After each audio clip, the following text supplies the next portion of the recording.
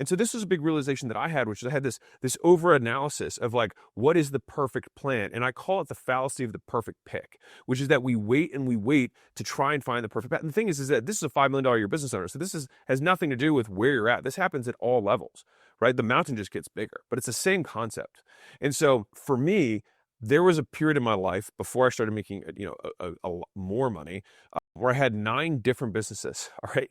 And I had 9 businesses that I was CEO of, and I wasn't making any money. Now we were making revenue, but because I was so spread thin, I couldn't focus on any of them enough. And so all I could do is just barely keep my head above water. I had, a dental agency, I had a chiropractic agency. I had my launch business where I was flying out. So I was in different cities every week doing these launches. And then I also had 6 locations of gyms that were running too. So I was so spread thin. I was stressed out of my mind. And so most people can't execute. And so what I would think at that moment in time, like now looking back, it's obvious, and maybe you hearing it's obvious, but for some reason, it's kind of like the Yiddish saying where your nose is an inch above your mouth, but needs somebody else to tell you your breath smells bad. I think it's the same thing with this, which is that at the time, if I had asked younger me, what do you think the problem is? I'd be like, oh, I think I need to change my strategy up. I think I need to change all these things up.